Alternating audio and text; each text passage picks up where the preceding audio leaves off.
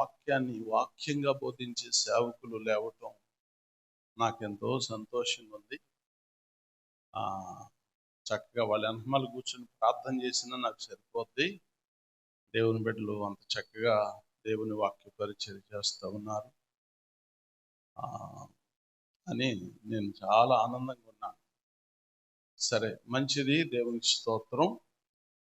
ఇంత మంచి వాక్య పరిచయం చేసే సేవకులైనా మొదటికై రాజవస్త్రాలు వేసుకుని గుర్రం మీద కూర్చొని రాజకిరీటం పెట్టుకుని ఉంగరం పెట్టుకుని ఊరంతా ఊరేగి మళ్ళీ వచ్చి ద్వారపాలకుల్లో కూర్చుంటారు చూడండి. అట్లాగే మన సేవకులు నాకంటే మంచి వాక్యాలు చెప్పినా మళ్ళీ వాళ్ళు వెళ్ళి చక్కగా చాలా తగ్గించుకుని దేవుని సందులో ఉంటారు. నేను ఆశపడేది ఏంటంటే మీరు అంతం వరకు ఇలాగ ఉండాలి.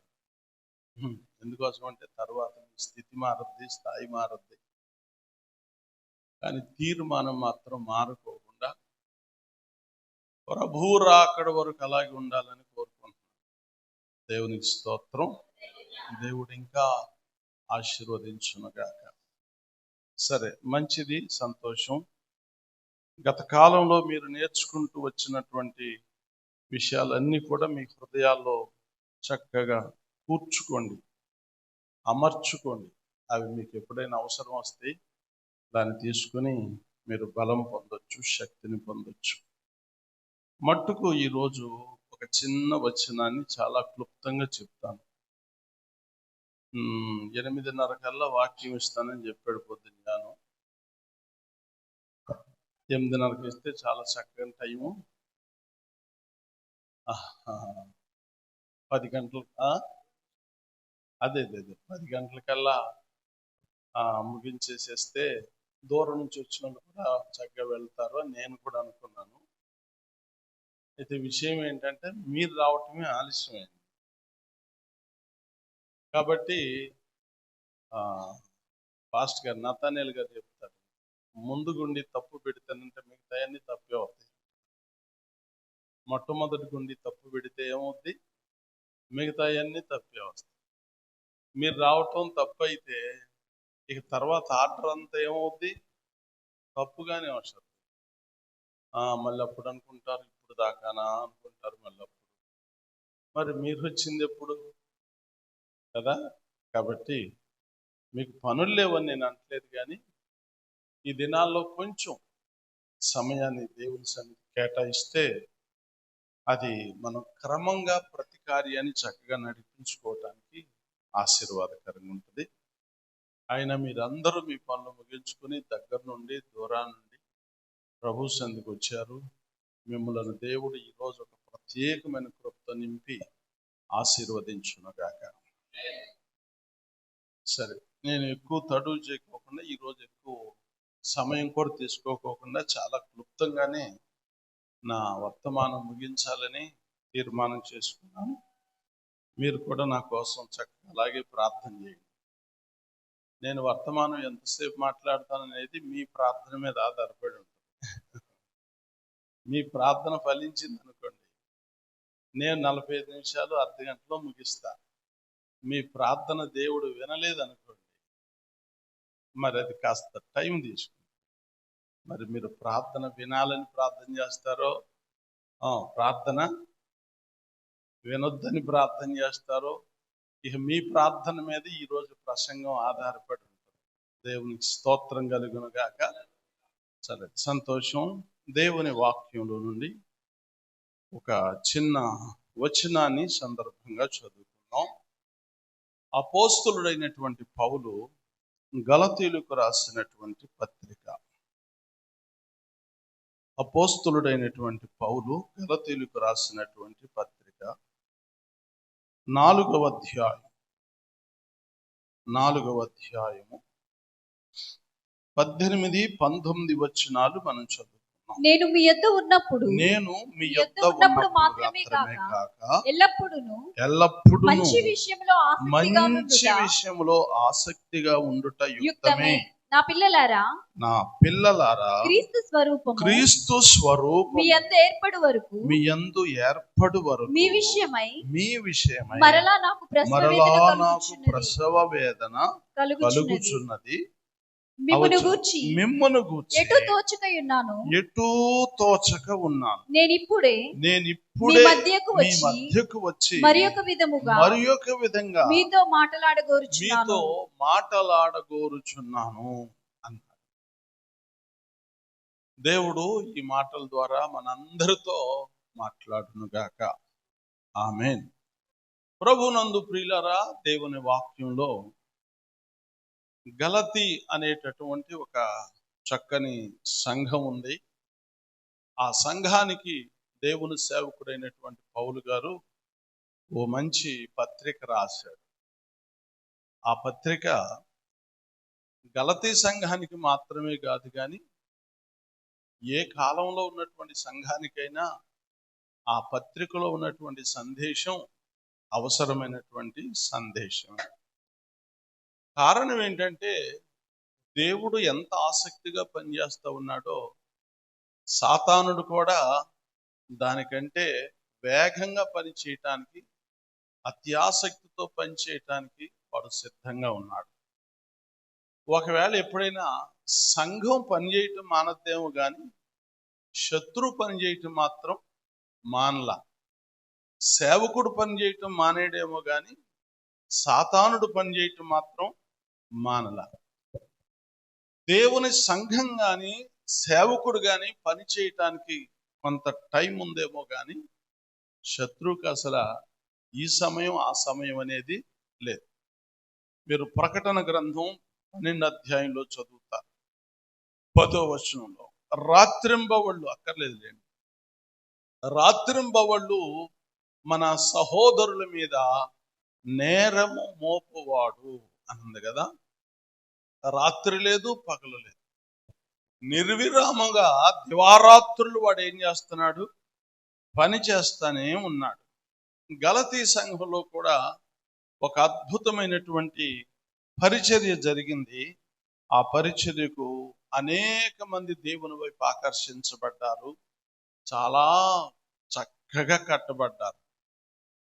అంతేకాదు గొప్ప సమర్పణ కూడా ఉంది వాళ్ళలో. ఎంత గొప్ప సమర్పణ అంటే మీరు దేవుని వాక్యంలో చూస్తారు కదా. ఎంత గొప్ప సమర్పణ అంటే, ఆ కాలంలో అతడు పరిచయం చేసే సమయానికి శరీరంలో కొంత లోపం, బలహీనత ఏర్పడిందంట. దాన్ని బట్టి వాళ్ళు ఏమి ఇబ్బంది పడలేదట. పౌలు గారిని వాళ్ళు ఎంత చక్కగా రిసీవ్ చేసుకున్నారంటే, క్రీస్తు యేసులాగా దేవుని దూతలాగా అంగీకరించారట. అంతేకాదు అవసరమైతే వాళ్ళు కళ్ళు కూడా తీసి పౌలు గారికి ఇచ్చేయటానికి సిద్ధంగా ఉన్నారంట. ఇలాంటి అద్భుతమైనటువంటి సంఘం గలతీ సంఘం. అయితే ఇది తొందరగానే పల్టీ కొట్టింది. కారణం ఏంటంటే, మొదటి అధ్యాయంలోనే చెప్తారు దీనికి కారణం. భిన్నమైనటువంటి సువార్త. ఏ సువార్త చెప్పండి? భిన్నమైన సువార్త అంటే అర్థం ఏంటి? సువార్తకు వ్యతిరేకమైన సువార్త, అంతే కదా. సువార్తకు వ్యతిరేకమైనటువంటి సువార్త, సువార్త కాని సువార్త, సువార్తకు వ్యతిరేకమైనటువంటి సువార్త. భిన్నం అంటే అంతే కదా, తలకిందులైనటువంటి పరిస్థితి అన్నమాట. ఈ సువార్త ఎప్పుడు వచ్చింది? ఇప్పుడు కాదు వచ్చింది. ఎప్పుడు వచ్చింది? పౌలు గారు పరిచయం చేస్తున్నటువంటి కాలంలోనే వచ్చింది. సువార్తకు ఎంత వేగంగా మనుషులు అట్రాక్ట్ అయ్యారో, భిన్నమైనటువంటి సువార్తకు అంతకంటే ఎక్కువ వేగంతో మళ్ళా తిరిగి ఆకర్షించబడ్డారు. కనుక ఇక్కడ ఉన్నటువంటి ప్రజలు ఇప్పుడు ఏమైపోయారు అంటే, భిన్నమైనటువంటి సువార్త తట్టు త్రిప్పబడ్డారు. పౌలు గారు దీన్ని చూసి చాలా ఏడ్చాడు, చాలా బాధపడ్డాడు. ఆత్మ కలిగినటువంటి సేవకుడు ఎవరైనా, ఆదిమ అనుభవాలు కలిగిన సేవకుడైనా ఎవరైనా సరే, ఇప్పుడు జరుగుతున్నటువంటి సేవను గూర్చి కూడా ఇదే పరిస్థితిలో ఉన్నాడు. అప్పటి పునాదిని ఇప్పటి పునాదిని, అప్పటి నడిపింపు ఇప్పటి నడిపింపు, లేకపోతే అప్పటి ఆత్మకార్యం ఇప్పుడు జరుగుతున్నటువంటి ఆత్మకార్యం, ఆత్మ అని చెప్పబడుతున్నటువంటి కార్యం, దీన్నంతా చూసినప్పుడు ఖచ్చితంగా కలిగేది ఏంటంటే దుఃఖం, వేదన కలుగుద్ది. ఎందుకోసం అంటే ఒక ఆఫీసర్కే అనుకోండి, వాళ్ళకి అధికారం ఉంటుంది, సస్పెండ్ చేస్తానంటాడు. కానీ ఇక్కడ అది ఉండదు, వీళ్ళే సస్పెండ్ చేస్తారు. ఎవరిని మాట్లాడరే, ఎవరిని చేస్తారు? వీళ్ళే చేస్తారు సస్పెండ్. ఎలా చేస్తారు? పౌలు గారు చెప్పాడు కదా, ఏమన్నాడు? హితబోధను సహించక దురద చెవులు కలిగిన వారై తమ కొరకు అనుకూలమైనటువంటి బోధకులను తమంతట తామే ఏర్పాటు చేసుకుంటారంట, సిద్ధం చేసేసుకుంటారు. కాబట్టి నువ్వు వద్దులేవయా, నీ బోధ అక్కర్లేదులే, నీ ఉపదేశం అక్కర్లేదులే అనుకుని వారికి అనుకూలమైనటువంటి బోధకులను వారు సిద్ధపరచుకుంటారని దేవుని వాక్యంలో ఇప్పుడు కాదు ఎప్పుడో చెప్పాడు భక్తుడైనటువంటి.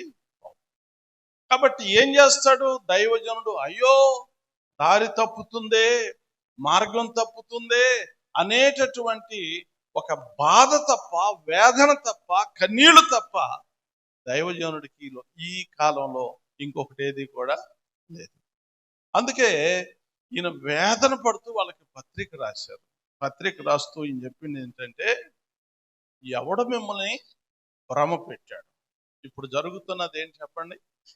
భ్రమ పెట్టాడు. ఎవడు మిమ్మల్ని భ్రమ పెట్టాడు? సిలువ వేయబడిన వాడైనట్టుగా క్రీస్తు మీ కన్నుల ఎదుట ప్రదర్శించబడ్డాడు కదా. మీరు ఎంత త్వరగా ఎట్లా అవివేకులైపోయారు?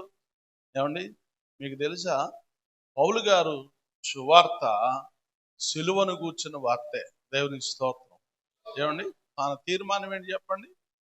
మీ మధ్యలో నేనున్నప్పుడు సిలువ వేయబడిన క్రీస్తును తప్ప మరి దేనిని ఎరగకుందనని తీర్మానం చేసుకున్నాను అన్నాడు. ఆయనకి వరాలు లేవా? ఉన్నాయి.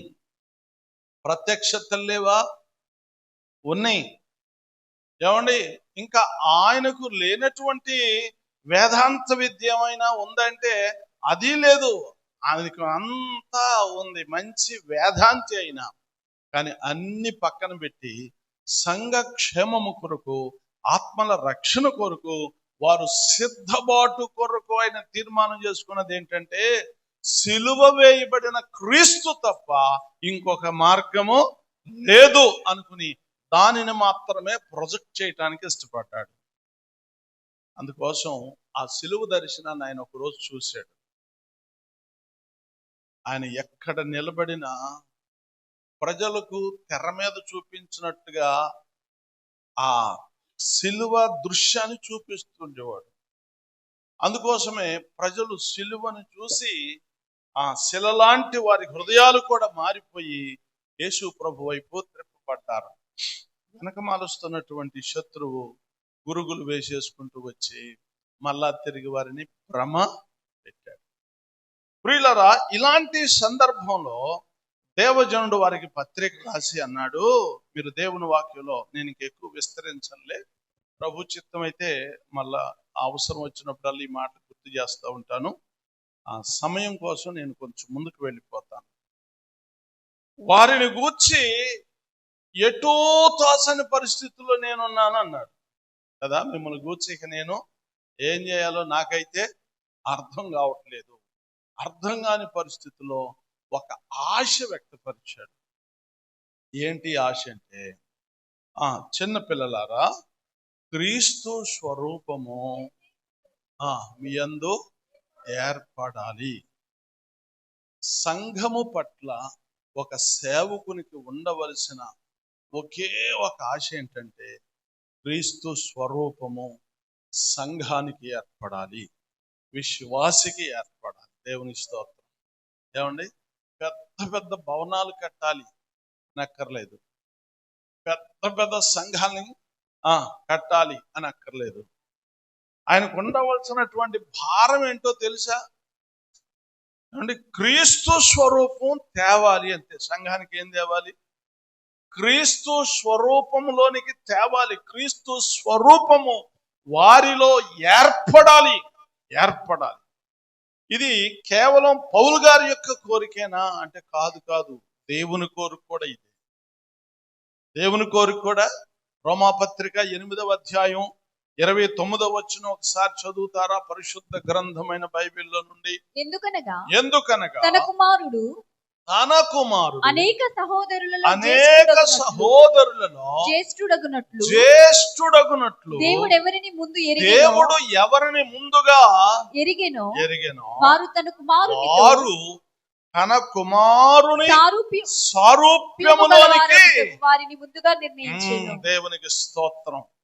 దేవుని ఆశ కూడా ఏంటి చెప్పండి? వారు తన కుమారుని స్వరూప్యములోనికి రావాలట.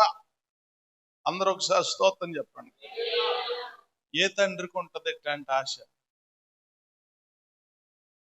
ఏమండి, ఏ తండ్రికి ఉంటది?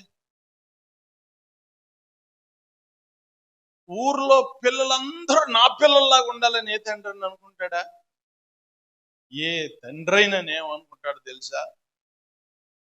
అందరికంటే నా పిల్లోడు స్పెషల్గా ఉండాలి, వాడు వేసుకునే డ్రెస్ స్పెషల్గా ఉండాలి, వాడు పెట్టుకునే వాచ్ స్పెషల్గా ఉండాలి, వాడు నడిపే బండి స్పెషల్గా ఉండాలి. అసలు మా ఊర్లో లేకపోతే ఆ కారులో నా పిల్లోడు ఎలా ఉండాలి? స్పెషల్గా ఉండాలి. అందరే మంచి కోరేవాడు కూడా ఇలా అనుకుంటాడు.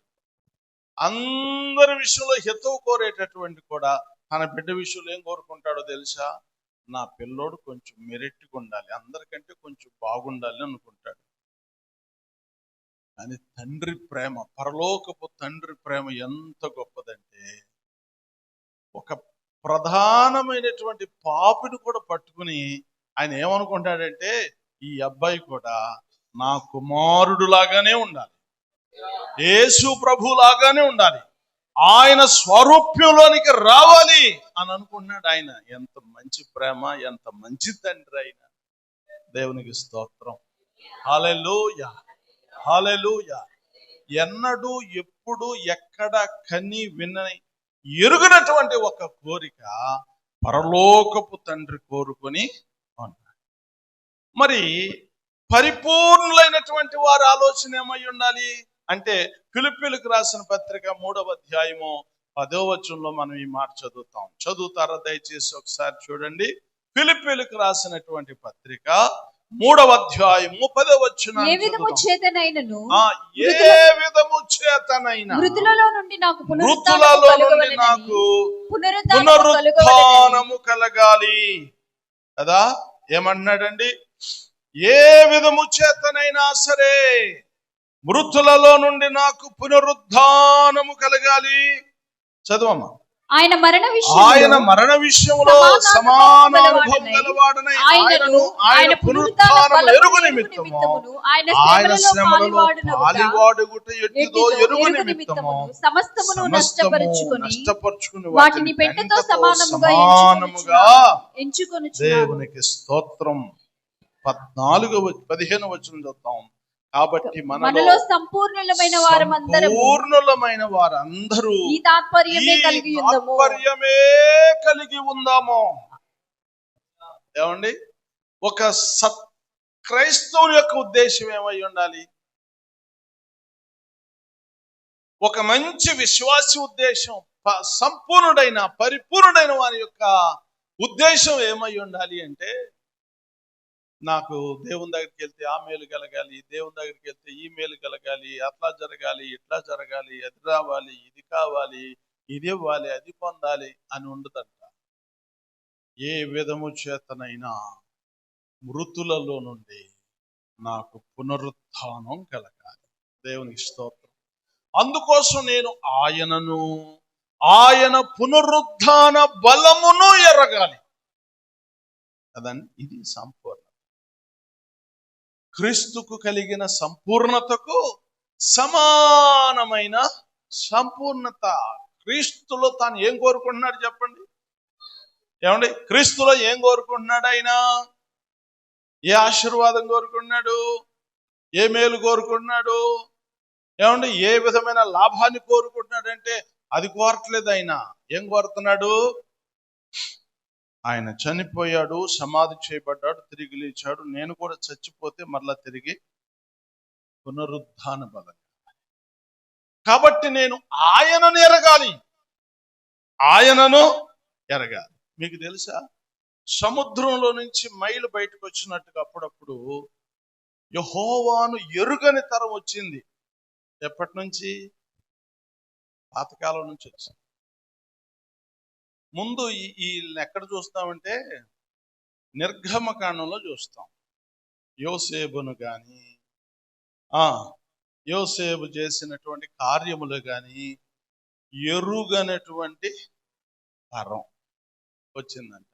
రాజులు వచ్చారు, వాళ్ళకి ఎవరు తెలియదు.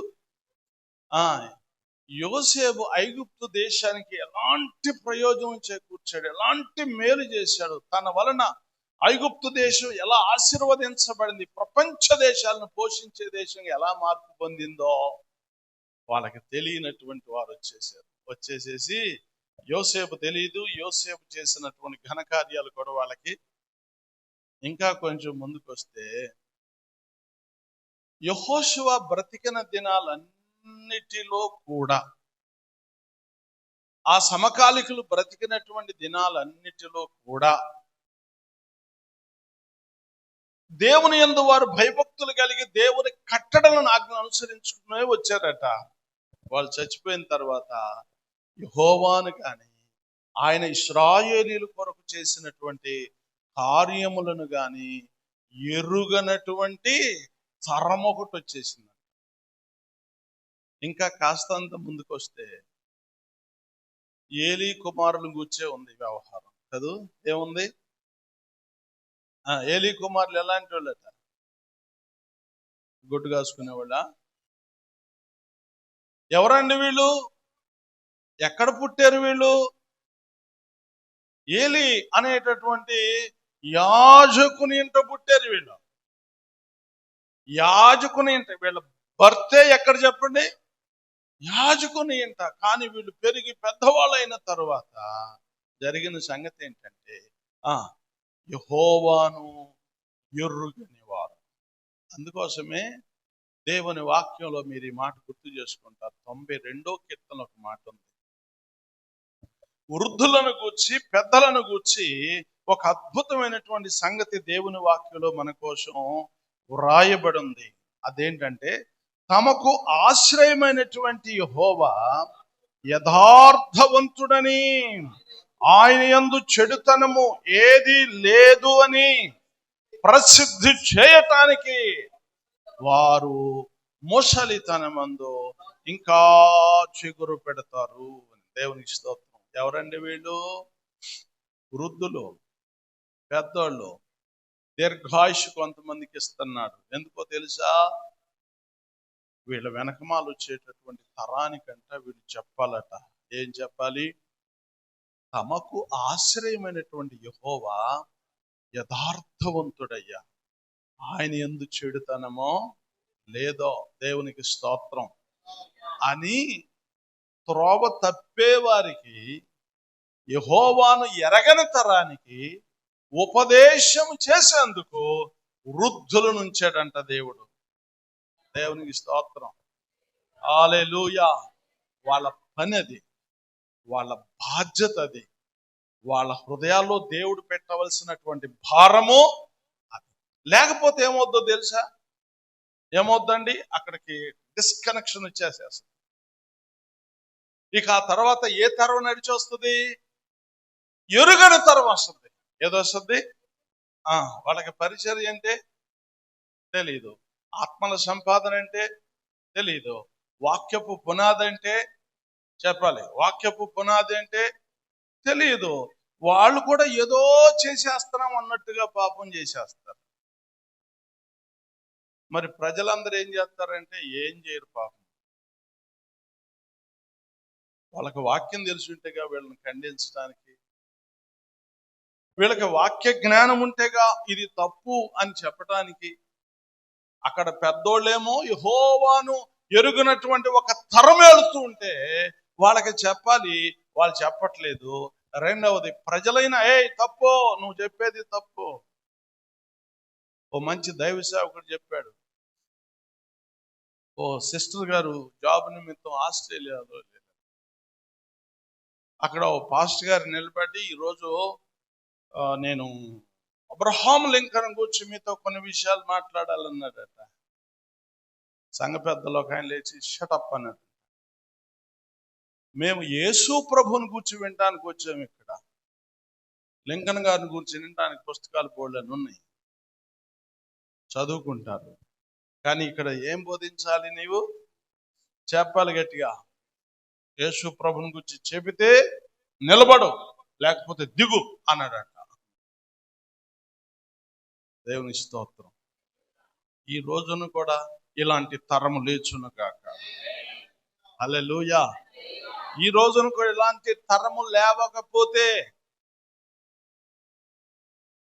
అప్పుడప్పుడు ఇలా కుడికి, అప్పుడప్పుడు ఇలా ఎడమకి తిరిగిపోయే కాలం ఈ కాలం.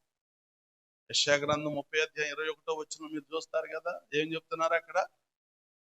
ఇదే త్రోవ. ఎప్పుడు? మీరు కుడి తట్టుకైనా ఎడమ తట్టుకైనా తిరిగినను ఇదే త్రోవ. ఏమనాలి? అలా తిరగటంలో ఏం రావాలంటే వెనక నుంచి ఒక శబ్దం, ఇది త్రోవ, ఇదే త్రోవ. కుడికి తిరగటానికి వీల్లేదు, చెప్పాలి. ఎడమకి తిరగటానికి ఇది త్రోవ, ఇదే త్రోవ అనే ఒక స్వరం మన వెనకమాల ఉండాలి. దేవునికి స్తోత్రం కలుగు. హల్లెలూయా, హల్లెలూయా. అందుకోసమే ఒక తరం ఉండగానే మరొక తరాన్ని దేవుని మహిమ కోసం సిద్ధం చేయాలి. Praise the Lord. హల్లెలూయా. ఒక తరము వారు ఉండగానే మరొక తరాన్ని ఏం చేయాలి చెప్పండి? ప్రభు మహిమ కోసం, ప్రభు పద్ధతి చొప్పున, ఆయన ఆజ్ఞలు చొప్పున వారిని సిద్ధము చేయాలి. సరే, మంచిది. దేవునికి స్తోత్రం కలుగును గాక. హల్లెలూయా. విషయంలోనికి వద్దాం రండి. మనం కాస్తంత మన మాటలు గుర్తు చేసుకోవటానికి ముందుకు వద్దాం.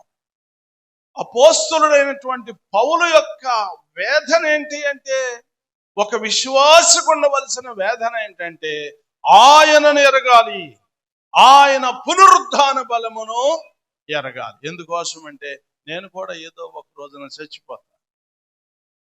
చచ్చిపోకపోతే ఎత్తబడాలి. కాబట్టి రెండిట్లో ఏదైనా జరగాలంటే నాకు కూడా ఏం కావాలి? పునరుద్ధాన బలము కావాలి. దేవునికి స్తోత్రం. కాబట్టి ఆయన పునరుద్ధానం. మరి దైవజనుని యొక్క ఉద్దేశం ఏంటి? క్రీస్తు యొక్క స్వరూపము సంఘమునకు రావాలి. అలాగే దేవుని ఉద్దేశం ఏంటి? ఆయన కుమారుని స్వరూపంలోనికి మనుషులు రావాలి. ఏతవాత జ్ఞాపకం చేసుకుంటే సంఘము ఏ రూపంలోనికి రావాలి? క్రీస్తు స్వరూపములోనికి రావాలి. అందుకోసం ఆయన అంటున్నాడు, నాకు మరలా ప్రసవ వేదన ఎప్పుడు కలుగుద్ది? ప్రసవ వేదన అనేది ఎప్పుడు కలుగుద్ది? కనేటప్పుడు కలుగుద్ది కదా. ఎప్పుడు కలుగుద్ది? కనేటప్పుడు కలుగుద్ది. కనేటప్పుడు కలిగే దానిని ప్రసవ వేదన అంటారు. కనేటప్పుడు కలిగే దానికి ఉన్న పేరేం చెప్పండి? ప్రసవ వేదన. యెషయా గ్రంథంలో అంటారు, చదువుతారా ఒకసారి ఈ మాట? ఆమె ప్రసవ వేదన లేకోకుండా పిల్లలను కంది. 66వ అధ్యాయం ఒకసారి చూడండి, దేవుని వాక్యంలోంచి 7వ వచనం చదువుదాం. ప్రసవ వేదన పడక మునుపు ఆమె పిల్లను కనినది, నొప్పులు తగలక మునుపు మగ పిల్లను కనినది. అట్టి వార్త ఎవరు విని ఉండిరి? అట్టి సంగతులు ఎవరు చూచిరి? ఒక జనమును కనుటకు ఒకనాటి ప్రసవ వేదన చాలునా? ఒక్క నిమిషములో ఒక జనము జన్మించునా? సియోనునకు ప్రసవ వేదన కలుగుగానే ఆమె బిడ్డను దేవునికి స్తోత్రం కలుగును గాక. హల్లెలూయా. ప్రియులారా, దేవుని వాక్యం ఏం సెలవిస్తుంది? ఈ వార్త ఎవరైనా విన్నారా? వినరు. ఎందుకు వినరు? ఇది విరుద్ధం. ఇదేం చెప్పండి, మాట్లాడాలి. ఇదేంటి? సృష్టి క్రమానికి, దేవుని క్రమానికి ఇదేం చెప్పండి? విరుద్ధం. ఏంటి విరుద్ధము? చెప్పాలి గట్టిగా. ఏంటి విరుద్ధం? ఏంటి? ప్రసవ వేదన లేకోకుండా పిల్లలను కంటం అనేది ఏం చెప్పండి? విరుద్ధం. విరుద్ధం. ఎందుకు? ఆదిలో ప్రభు చెప్పాడు ఈ మాట. ఏమని చెప్పాడు? వేదన పడి నీవు పిల్లలను అంటావు. వేదన పడి ఒకవేళ పండు తిని ఉండకపోతే ఇది ఉండేది కాదేమో కదా. అప్పుడు ఒక పరిస్థితి మనం ఊహించుకోవాల్సిన అవసరం ఏమీ లేదు. పండు తినిపించాడు. ఎవడు తినిపించాడు? ఇవాళ కూడా చాలా మంది పళ్ళు తినిపిస్తున్నారు. మరి వాళ్ళని ఏమన్నాలో నాకైతే అర్థం కాలేదు. కానీ పండు తినిపించింది మాత్రం అప్పుడు ఆడే. ఇప్పుడు ఆడేనా? అది యాపిల్ పండే కావచ్చు, అంజూర పండే కావచ్చు, బత్తాయి పండే కావచ్చు, అరటి పండే కావచ్చు, ఇంకా నారింజ పండే కావచ్చు. ఏ పండైనా పండు తినిపించింది మాత్రం ఆడే.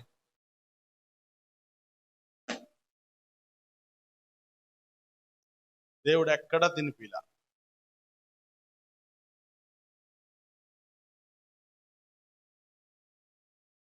బ్రహ్మ పండు తిన్న తర్వాత గర్భం వచ్చింది ఆమెకేమన్నా? మరి ఏమైంది? పండు తిన్నాక దేవుడు ఆమెను బయటకు పంపించాడు, గెంటేసాడని చెప్పాలి. మరి ఇటు పండు పెట్టేది ఎందుకు? మనం అర్థం చేసుకోలేక పండు ఎందుకు పెడుతున్నాడు వీడు? జాగ్రత్త, పళ్ళు కోసం వెళ్ళపండి. గోళ్ళని బళ్ళు ఉన్నాయి, తెచ్చుకోండి. దేవుడు ఇచ్చాడు, తినండి. ఏ పండు తినాలంటే ఆ పండు దొరుకుతుంది, తినండి. కానీ ఆ భ్రమలో పడి మాత్రం పండు తినొద్దు, అది ప్రమాదం. సరే, మంచిది. అన్నాకి ఏ పండు ఇచ్చాడు? ఏలి ఏమండి, అన్నాకు కూడా పిల్లలు కావాల్సి వచ్చింది. ఏ పండు ఇచ్చాడు? అంజూరు పండు ఇచ్చాడా? ఒలివ పండు ఇచ్చాడా? అరటి పండు ఇచ్చాడా? ఏ పండు ఇచ్చాడు? కొంచెం చెప్పండి మీరు. ఆయనకు దొరకలేదా పళ్ళు ఏమి? ఓ పండు తీసుకొచ్చి మంతచ్చి పొడిపెట్టమ్మా, పొడిపెట్టు, చేతులు పెట్టు, దోశలు పెట్టు. ఒకటి వేయలేకపోయాడు ఆయన. క్షేమంగా వెళ్ళు. ఇశ్రాయేలు దేవుడని యెహోవాతో నీవు చేసుకొనిన మనవి ఆయన నీకు దయచేస్తాడు. దేవునికి స్తోత్రం.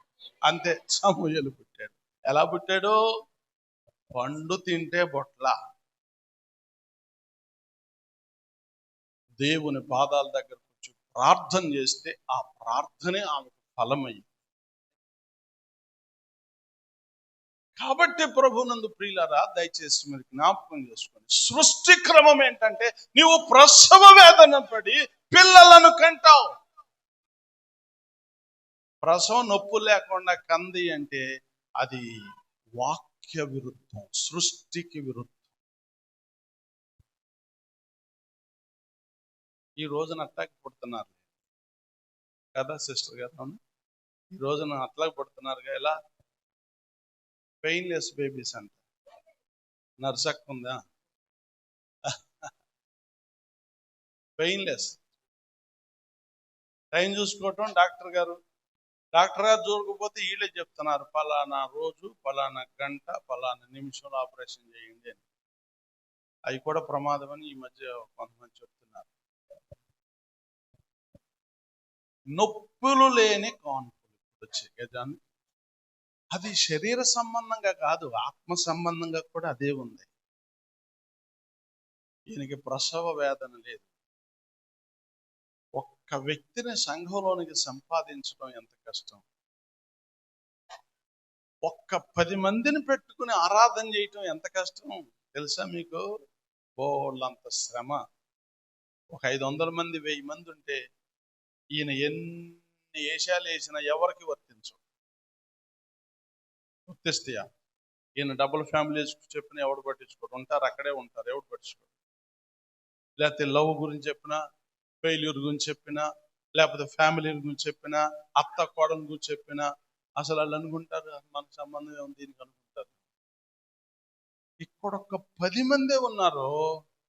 ఈ 10 మందిని ఉద్దేశించి సేవకుడు అంటే దృష్టిలో పెట్టుకుని కాదు, వాక్యానుసారంగా ఒక చిన్న హెచ్చరిక చేశాడు అనుకోండి, వెంటనే ఆ అన్నయ్యో అక్కో ముఖం మార్చేసుకుంటారు. నేనేగా అనుకోరా? ఎందుకని? 10 ఉన్నది ఎంతమంది? 10 మంది. అందుకోసం ఎంత బ్యాలెన్స్డ్గా నిలబడాలో ఇక్కడ, ఎంత బ్యాలెన్స్గా నిలబడాలి ఇక్కడ. నువ్వు ఒక 1000 మందిని కూర్చోబెట్టు, నువ్వు ఎన్ని ప్రగల్భాలన్నా పలుకు, అది ఎవరికి వర్తించదు. ఎవడు పెద్దగా పట్టించుకోదు.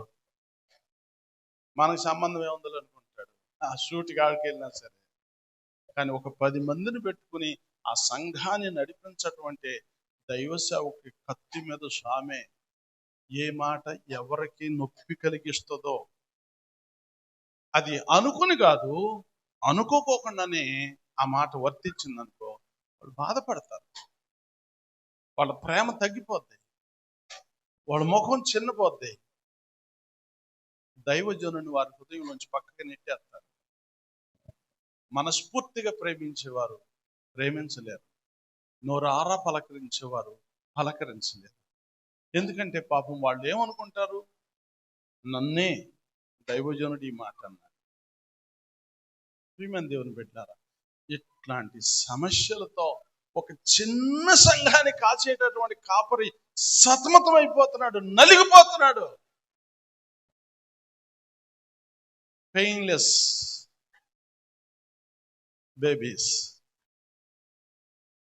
ఆడు నిన్నగాక మొన్న 10,000 మంది వచ్చి ఆరాధన చేస్తున్నారు, ఏ సంఘానికి వెళ్తున్నాడు, మీరు కూడా రండి అంటాడు. ఏమంటారు? ఈ 10,000 మందిని ఎవరికన్నారండి? ఈ నొప్పులు పడ్డా, ఈ బాధ, ఈ పెయిన్ ఈయన అనుభవించాడా? మరి ఎలా 10,000 మంది వచ్చారు? అదే విచిత్రం అంటే. ఏం చెప్పండి, మీకు అర్థమవుతుందా? ఏంటి సైలెంట్ అయ్యారు మీరు అందరూ? స్తోత్రం చెప్పండి. హల్లెలూయా. అంటే ఇట్లాంటి దెబ్బలు ఎన్నో తిని ఉన్నాను కనుక నా అనుభవమే చెప్తున్నాను. అట్టి వార్త ఎవరైనా విన్నారా? అలా ఒకవేళ వింటే అది వాక్య విరుద్ధం. కానీ ఒక బిడ్డ జన్మించాలంటే ఏం కావాలి చెప్పండి? ప్రసవ వేదన కావాలి. ప్రసవ వేదన కావాలి. అందుకే పౌలు గారు అన్నాడు, నేను మిమ్మలను కన్నాను. ఏమన్నాడు చెప్పండి? నేను మిమ్మను కన్నాను, నేను మిమ్మను కంటిని, నేను మిమ్మను కంటిని. కన్నాడట. తల్లిగా తననే చెప్పుకున్నాడు, కన్నా నేను. ఎలా కన్నావా అంటే, ప్రసవ నొప్పులతో కన్నా నేను. నిన్ను కనటానికి నేను ఎన్ని బాధలు పడాల్సి వచ్చిందో ఎవరు చెప్తారు? ఒక రోజున ఒక బిడ్డకి తల్లి పేరు పెట్టింది. అమ్మా, అందరు నన్ను ఎగతాళి చేస్తున్నదే, ఎందుకు పెట్టావు నాకు ఈ పేరు? నానా, వేదన పడి నిన్ను కన్నాను. ఏముంది? వేదన. అమ్మ, అందరిని అట్లా వేదన పడి కనలేదా? అన్నయ్యని వేదన పడి కనలేదా?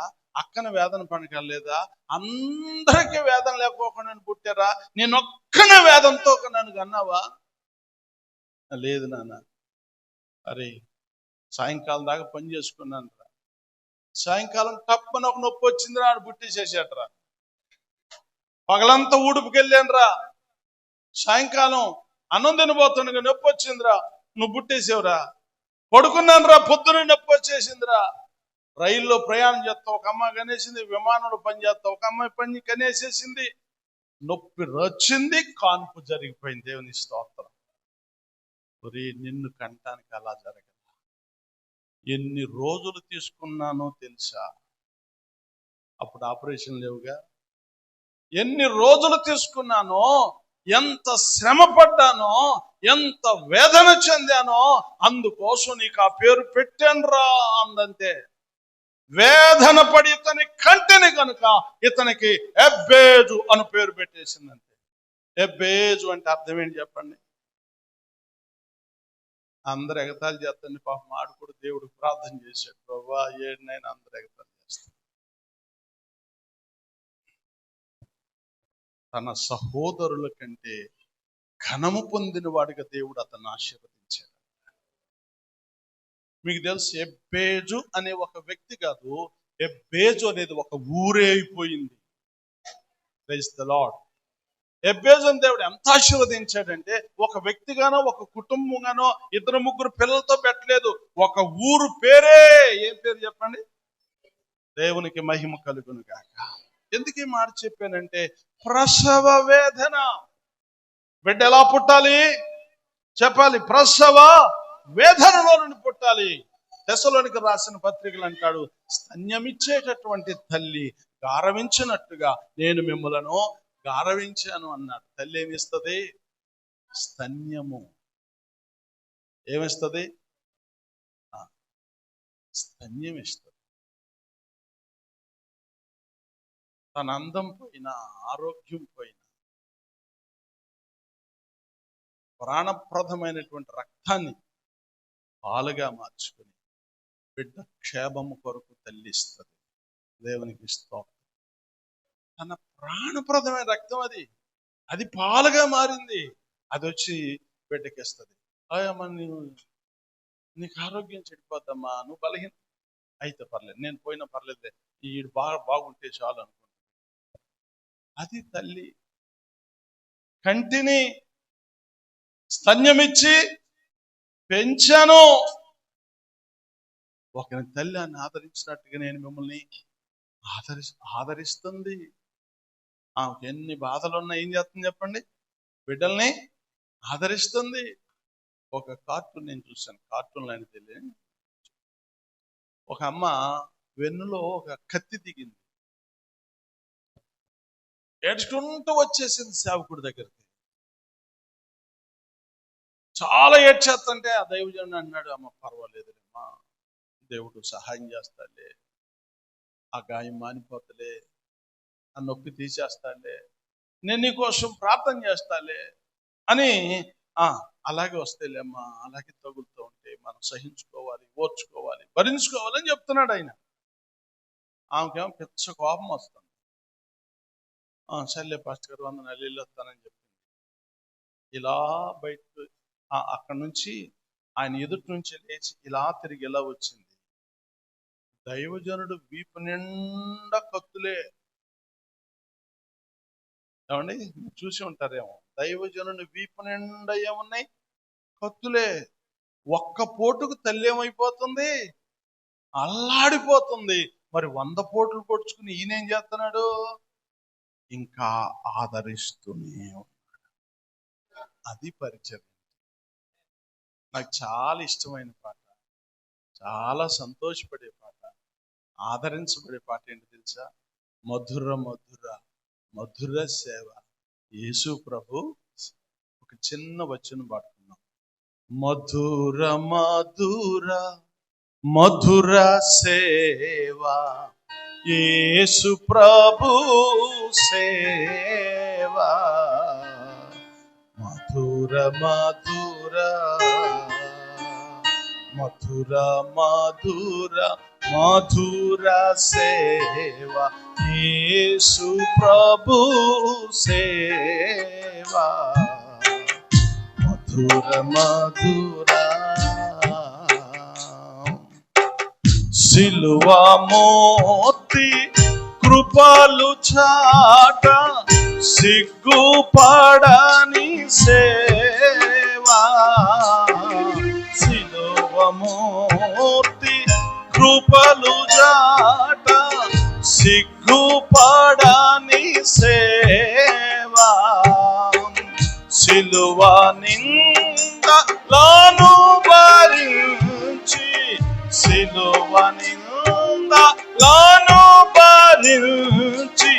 శిరము వంచి మూరియు సేవా, శిరము వంచి మూరియు సేవా, మధుర మధుర మధుర సేవా, యేసు ప్రభు సేవా, మధుర మధుర. హల్లెలూయా. దైవజనుడు దేన్ని బట్టి పిచ్చి నవ్వుకుంటాడు, వెర్రి నవ్వుకుంటాడు తెలుసా మీకు? అసలు సిసలైన దైవజనుడు ఏడవలేక నవ్వుకుంటాడు ఎప్పుడో తెలుసా? శిలువమూర్తి కృపలు చాటుతూ సిగ్గుపడకోకుండా దీనస్థితిలో, దరిద్ర స్థితిలో సేవ చేస్తూ. ఇలాంటి వాళ్ళకి అన్నీ ఎక్కువే ఉంటాయి. అన్నీ అంటే శ్రమలు ఎక్కువ ఉంటాయి, అవమానాలు ఎక్కువ ఉంటాయి, నిందలు ఎక్కువ ఉంటాయి. ప్రతి వారు విమర్శించటానికి ఈ చిన్నోడే దొరుకుతాడు. పెద్దోడిని ఏమని అంటారా? పెద్దవాళ్ళని ఏమన్నా అంటారా? వాళ్ళు ఏమన్నా చేయని, వాళ్ళు పాడైపోయి సంఘాన్ని సర్వనాశనం చేయనండి. ఎవరు పాపం వాళ్ళని ఒక్క మాట అనరు. కానీ ఎవరిని చులకనగా మాట్లాడతారు తెలుసా? ఇలాంటి సిలువ నిందలు. ఏ నిందలు? సిలువ నిందలను భరించి శరము వంచి, ప్రభువా నీకు స్తోత్రం అయ్యా, ఆ నామము కొరకు అవమానం పొందటానికి పాత్రులుగా మమ్మల్ని ఎంచుకున్నందుకు మీకు స్తోత్రం. గట్టిగా చెప్తారు ఒకసారి. హల్లెలూయా. అది ఆదరణ. తాను శ్రమ పొందుతూ శ్రమలో ఉన్న వారికి ఇచ్చేది ఆదరణ. తాను గాయములు ఎన్నో పొంది ఒక చిన్న గాయంతో నలిగిపోతున్న వారికి ఇచ్చేటటువంటి ఆదరణ, ఒక తల్లి ఇచ్చే ఆదరణ ఎక్కడ దొరుకుతుందో చూసారా? దైవజన్ దగ్గర. కంటానికి ఒకసారి ప్రసవ వేదన, అప్పుడు అయిపోలేదు. ఇక కనేసానుగా గాలికి వదిలేసేద్దాంలే, కనిగేసానుగా వదిలేసేసేద్దాంలే, ఏ కంపలో పడేద్దాంలే, ఏ కట్టిలో పడేద్దాంలే, ఏ ఏటో పడేద్దాంలే, ఆడు తిప్పలాడు పడతాడులే, ఆడేమైపోతే నాకెందుకులే. ఒక్క ఆదివారం వస్తే చాలు, ఓ దశం భాగం పడైతే చాలు. అది కాదు దైవజనుని భారం. క్రీస్తు స్వరూపం మాట్లాడతారా? చెప్పండి ఒకసారి. ఏం రావాలి? ఇది ఎంతమంది అర్థం చేసుకుంటారు? హెచ్చరించినప్పుడు ఎంతమంది అర్థం చేసుకుంటారు? గద్దించినప్పుడు ఎంతమంది అర్థం చేసుకుంటారు? రూపం రావాలంటే ఊరికి వచ్చేస్తుందా? క్రీస్తు స్వరూపం రావాలంటే ఊరికి వచ్చేస్తుందా? ఒక చిత్రకారుడు ఎన్ని రంగులు కలిపితేనో చిత్రం, ఒక శిల్పి ఎన్ని దెబ్బలు కొడితేనో దానికి ఒక, అవునా? మాట్లాడరేటండి. అవునా? ఎన్ని దెబ్బలు కొడతాడు? ఒక కత్తితో పని చేసేటటువంటి వాడు ఎంత పని చేస్తే రంపంతో కోస్తాడు, సుత్తితో ఉలితో కొడతాడు. ఎంత పని ఎక్కువ చేస్తే, ఎన్ని ఎక్కువ దెబ్బలు తగిలితే అంత సుందరమైన రూపం వస్తుంది దానికి. స్తోత్రం. దైవజనుడి పని ఏంటంటే సువార్త చెప్పేసేసి రక్షణలోకి నడిపించేసి, పో నీ దారి నువ్వు పో అని చెప్పడం కాదు. అతనిని ఒక చిత్రమైనటువంటి రూపంలోనికి తెచ్చి, ఆ రూపం కూడా యేసు ప్రభు రూపంలోనికి తీసుకొచ్చి అక్కడ నిన్ను విడిచిపెట్టాలి. దేవునికి స్తోత్రం. ఎన్ని దెబ్బలు పట్టి అక్కడ ఆయనతోనూ ఇక్కడ నీతోనూ అందరితో దెబ్బలు తిని తీసుకెళ్తే ఆయన ఎట్టో చూస్తాడు. వెనకమాలు బాగలేదుగా అంటాడు. బాబా అంతవరకు చేశాను, బలా నామకమైన మంచి దాసుడా అందాం అనుకున్నాను, అనలేకపోతున్నా అంటాడు ఆయన. ఆ రాయి ఒప్పుకోలేదయ్యా, ఆ రాయి ఒప్పుకోలేదయ్యా, దాన్ని చేయబోతే ఒప్పుకోలేదయ్యా అంటే ఊరుకుంటాడా? ఆ రాయినేమండ మళ్ళీ ఆయన ఏమండో, ఈ రాయినేమండో, మరి ఎవరినంటాడు? ఆ శిల్పినే అంటాడు, శిల్పిని. అందుకే దైవజనుడు పౌలు అంటాడు, ప్రభువు వలన భయమెరిగి మేము మిమ్మల్ని ప్రేరేపిస్తున్నాం అన్నాడు. అవునా? దేవుని వాక్యం ఒకసారి చదువుతారా? దేవుని వాక్యంలోంచి ఎక్కడది? కొరింథీయులకు రాసిన 2వ పత్రిక 4వ అధ్యాయం 11వ వచనం ఒకసారి చూడండి. కావున మేము ప్రభువు విషయమైన భయమును ఎరిగి మనుషులను ప్రేరేపించుచున్నాము. ఏం భయం ఉంది మాకు తల్లి? ఏం భయం ఉంది? ప్రభువు విషయమైన భయం. ఆయన ఏం చేస్తాడో మాకు తెలుసు. ఇది సరైన రూపం రాలేదు, తీసి అవకాట పడేస్తాడు. ఇటు పడిన తెప్పలన్నీ పోతాయి, ఇది తీసి అవకాట పడేస్తాడు. ఒక ఆఫీసరు తీసుకెళ్ళి రికార్డు ముందు పెడితే బాబు కొంచెం తీసాడు, మొఖానికి ఎరాటేసాడు. ఎలా ఉంటుంది? భయం. ఏ భయం చెప్పండి? ప్రభు విషయమైనటువంటి భయం ఎరిగి మేము మనుషులను ప్రేరేపిస్తున్నాం. ఎంతమంది మనుషులు ఈ ప్రేరేపణ అర్థం చేసుకుంటారు? దేవుడు ప్రేరేపించాడు దైవజనుడిని, దేవుడు ఆదేశించాడు దైవజనుడితో. అందుకే దైవం సేవకుడు నాతో మాట్లాడాడు. ఎంతమంది అర్థం చేసుకుంటారు?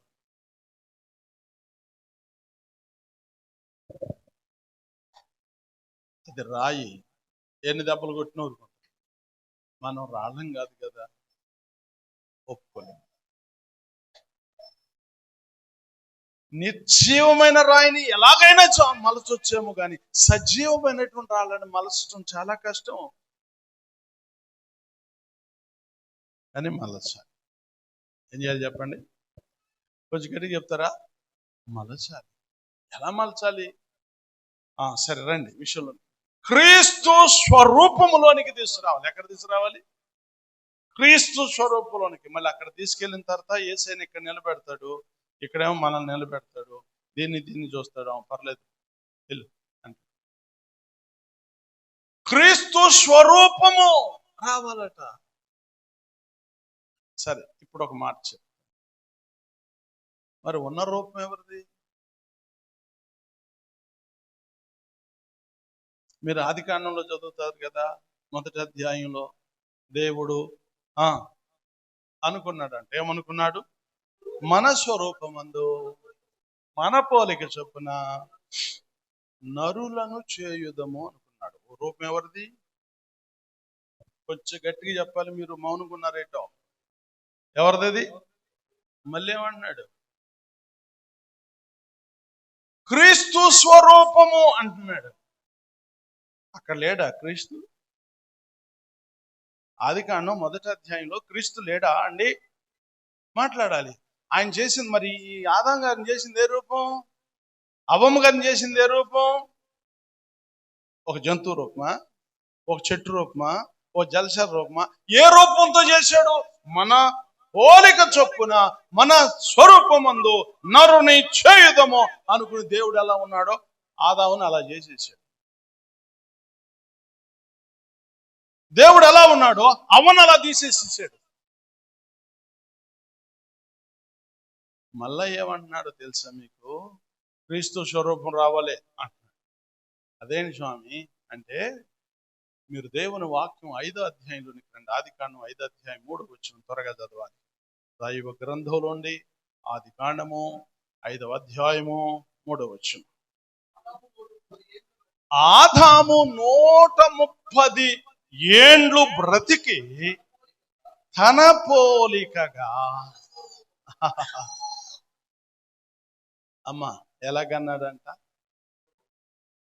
వాస్తవానికి ఇక్కడ ఏమని రాయబడాలంటే, ఆదాము 130 ఏండ్లు బ్రతికి దేవుని పోలికగా దేవుని స్వరూపమందు కుమారుని కన్నాడు అని.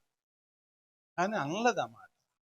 ఎందుకోసం అంటే ఏదేను తోటలో ఎప్పుడైతే వీరు పండును తిని బయటికి గెంటి వేయబడ్డారో అప్పుడు దైవ రూపము మారిపోయింది వీళ్ళ దగ్గర నుంచి. ఏ రూపం మారిపోయింది? ఏ రూపం మారిపోయింది? దైవ రూపము మారిపోయింది. దైవ రూపం మారిపోయి ఏ రూపం వచ్చింది? ఇలా అనుకుందాం మనం, దెయ్యం రూపం వచ్చింది. ఏమొచ్చింది? కొంచెం చెప్పాలి మీరు. ఏ రూపం వచ్చి ఉంటుంది? దెయ్యం రూపం వచ్చింది. అందుకని మగవాళ్ళు ఆడవాళ్ళని అంటారు. ఆడవాళ్ళు అప్పుడప్పుడు మగవాళ్ళని అంటారు. ఒకడో మధ్యరాత్రి గారు వంతిని మీద కూర్చున్నాడు అంట పిల్లోడు.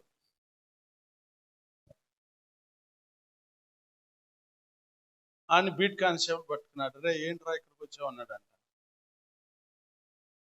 సరే ఏం లేదండి, మనసు బాగాలేదు వచ్చాను అన్నాడు. అరే నువ్వు తంతలేవు, మనసు బాగోవటం ఏంట్రా, అసలు నీ పేరు ఏంటన్నాడంట. నా పేరు పిశాచి అన్నాడంట. పిశాచి ఏంట్రా, ఎవడు పెట్టుకుంటాడు ఈ పేరు, నువ్వు పెట్టుకోవటం ఏంటన్నా. సరే మీ అమ్మ పేరేంటి? మా అమ్మ పేరు భూతం అన్నాడంట. మీ నాన్న పేరేంటి? దెయ్యం. అరే చిత్రంగా ఉన్నాయిరా మీ పేర్లు, వెళ్దాం పద మీ ఇంటికి అన్నాడంట. ఇంటికి తీసుకొచ్చేసరికి నిజంగా వాళ్ళిద్దరు అట్టాకి పోట్లాడుకుంటున్నారంట. ఏమని?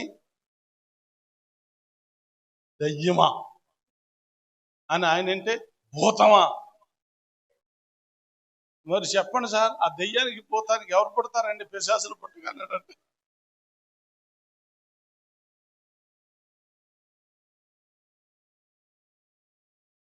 అందుకని రూపం పోయింది. ఏ రూపం వచ్చింది? దేవుని రూపం పోయింది, దయ్యపు రూపం ప్రారంభం. దేవుని పోలిక అని చెప్పలేదు, ఇక ఏమన్నా చెప్పండి. అందుకోసం దేవుని వాక్యలో రోమీయులకు రాసిన పత్రిక ఒకసారి మీరు ఆ మాట చదవండి. దయ్యం చేసినటువంటి పనులు, ఆ రూపం చేసిన పనులు మనం చూస్తాం. 5వ అధ్యాయం 12వ వచనం చదువుదాం. ఇట్లుండగా ఒక మనుష్యుని ద్వారా పాపము ద్వారా మరణము లోకములో ఎలాగూ ప్రవేశించెను. ఎలా వచ్చిందంట? మనుషుల వలన ఏమొచ్చేసింది? పాపము ద్వారా మరణం వచ్చేసేసిందంట. ఒక మనుష్యుని ద్వారా. ఏ మనుష్యుడి ద్వారా వచ్చింది చెప్పాలి ఒకసారి. దేవుడి ద్వారా పాపం వస్తుందా? ఏమండి? దేవుని ద్వారా లోకంలోనికి పాపం వస్తుందంటే రాదు, ఎప్పటికీ రాదు. దేవుడికి స్తోత్రం. కానీ పాపం ఎలా వచ్చింది లోకంలోనికి అంటే ఒక మనుష్యుని ద్వారా పాపము వలన మరణం వచ్చింది. ఇంకా కొంచెం ముందుకు వచ్చి మీరు దేవుని వాక్యలో 19వ వచనం చూడండి ఒకసారి. ఏలయనగా ఒక మనుష్యుని అవిధేయత వలన అనేకులు పాపులుగా ఎలాగూ చేయబడిరో. ఒక మనుష్యుని ద్వారా ఏమొచ్చింది? పాపం వచ్చింది. రెండో మాట, పాపం వలన చెప్పాలి గట్టిగా, మరణం వచ్చింది. ఇక్కడ అన్నాడు ఆడి వరకే కాలేదంటది. ఒక మనుష్యుని అవిధేయత వలన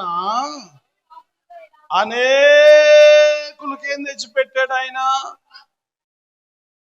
పాపం తెచ్చిపెట్టాడు. ఏం తెచ్చిపెట్టాడు? గట్టిగా చెప్పాలి ఒకసారి. ఏం తీసుకొచ్చి పెట్టాడు?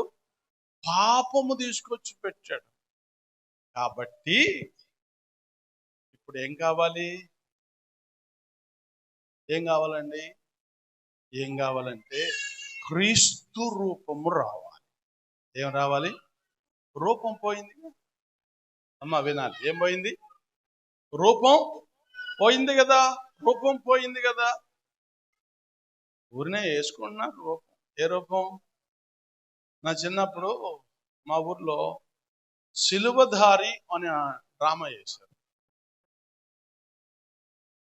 చిన్నప్పుడుగా మేము కూడా వెళ్ళాం. వాడు బాగా వేసాడు గెటప్. యేసుప్రభు అంటే అప్పుడు అభిమానంగా సినిమాలు చూసిన ఏడ్చేవాళ్ళమే, డ్రామాల్లో చూసిన ఏంటి అభిమానం, అది అభిమానం. యేసు ప్రభు అంటే ఇంత జుట్టు పెట్టుకుని, ఇట్లా గడ్డం పెట్టుకుని, తెల్ల బట్టలు వేసుకుని, ఎర్ర శాలువ వేసుకుంటే యేసు ప్రభు బొమ్మగానే దండం పెట్టేవాళ్ళమి, సినిమాలు కనపడిన ఏడ్చేవాళ్ళమి, డ్రామాలు కనపడిన అభిమానించి అభిమానం. ఆడు సులువు, ఆ యాక్షన్ చేసేవాడు సులువ కొండ్రోతులన్నీ కొట్టాలి. పాపం అంటున్నారు, లాగుతున్నాడు, ఇది కొడతానున్నారు, లాగుతున్నారు, కొడుతున్నారు. అందరు ఏళ్ళు ఎత్తంటే ఈడు రెచ్చిపోయాడు. ఎవడో కొట్టేవాడు రెచ్చిపోయాడు. రెచ్చిపోయి ఊరిని కొట్టినట్టు యాక్షన్ చెయ్యాలి కదా, కానీ రెచ్చిపోయి కొడితే ఆడికి సర్రమని సెలువు తీసేశాడు. సెలువు తీసేసి వాడి మీద వాగ్దానం దిగాడు. ఈ లోపు తెరలాగేశారు. అదైతే కట్ అంటారు కదా, ఇదే కట్ అంటానికి లేదుగా, తెరేసేసేసారు. ఎందుకని? అతడు యేసు ప్రభు కాదు. ఏమనుకున్నాడు? యేసు ప్రభువు లాగా నటించాలనుకున్నాడు. ప్రభువునందు ప్రియమైన దేవుని, యేసు ప్రభు లాగా నడిచిన కొంతమంది భక్తులు ఉన్నారు. నేను క్రీస్తుని పోలి ఏమన్నాడు తెలుసా? ఆయన శిరచ్ఛేదనానికి తీసుకుని వెళ్తున్నారు. అప్పటి వరకు చెరసాల్లో పెట్టారు. చెరసాల్లో కూర్చున్నాడు, స్తుతించుకుంటా, ప్రార్థించుకుంటా, పత్రికలు రాసుకుంటూ కాలక్షేపం చేస్తున్నాడు. పక్కన శబ్దం వస్తుందంట, కత్తి పర్ర పర్ర అని వస్తున్నారు. ఆ సెక్యూరిటీ ఉంటాడు, గార్డ్ అని అడిగితే ఏంటి శబ్దం ఏంటి, చాలాసేపు కత్తికి సాన పెడుతున్నారన్నాడు. ఎందుకు అని అడిగాడు. వధించటానికి అన్నాడు. ఎవరనే అన్నాడట. నిన్నే అన్నాడు. అప్పుడు 2వ పత్రిక రాస్తున్నాడు తిమోతి. ఆ సెంటెన్స్ అంతటా కనిపించాడు. మంచి పోరాటం పోరాడు, నా పరుగు కడముట్టించి నా విశ్వాసాన్ని కాపాడుకున్నా, ఇక మీదట నా కోసం నీతి కిరీటం దాచిపోయింది. ఆ కిరీటం కోసం నేను వెళ్ళిపోతున్నా. ఇప్పుడే నేను పానార్పణముగా ఆ పత్రిక రాసి ముగించేసేసాడు. ఒంటరోతులు వచ్చారు, బయటికి తీశారు. ఖైదీని పట్టుకెళ్ళినట్టు, అక్కర్లేదని నేను వస్తాను పదని అన్నాడు. వెనకమాల పడి వెళ్ళిపోయాడంట. ఆడికి వెళ్ళి బలంతాన దాని మీద పెట్టాలని వాళ్ళు ప్రయత్నం చేస్తున్నారు. అక్కర్లేదండి, మోకరించడం నాకు అలవాటే, మోకరిస్తాను అన్నాడట. మోకరించి వధస్తంభం మీద తలకాయ పెట్టాడు. ఈయన ఇలాగ చెరసాలలోంచి వధస్తంభం దగ్గరికి వచ్చే దృశ్యాన్ని వాళ్ళు చూస్తున్నారంట. ఏంటి ఏమనుకున్నాడు ఈయన? సింహాసనం మీదకి వెళ్తున్నాడా, శిరచ్ఛేదనానికి వెళ్తున్నాడా అనుకుంటున్నారంట వాళ్ళు. కానీ ఈయన చూస్తే ఎలా అనిపిస్తుందో తెలుసా? సింహాసనానికి వెళ్ళేవాళ్ళలాగా ధీమాకి వెళ్తున్నాడు. అక్కడికి వెళ్ళిన తర్వాత తనే తలకాయ పెట్టేసాడంట. ఒక్క దెబ్బకి నరికి పడిస్తే తలకాయ ఇటు పడిపోయింది, మండి ఇటు పడిపోయింది. అది నటన కాదుగా, క్రీస్తును పోలి నడుచుట. స్తోత్రం చెప్పండి. హల్లెలూయా. క్రీస్తును పోలి నడుచుట. నేను క్రీస్తును పోలి నడుచుకున్నాను. యేసుక్రీస్తు ప్రభువుని పట్టుకోవడానికి వెళ్ళారు. ఎవరిని వెతుకుతున్నారు మీరు? నజరేయుడు యేసును. నేనే అన్న. ఒకసారి ఠామున నిలబడ్డారు, మళ్ళీ తగ్గించుకున్నాడు.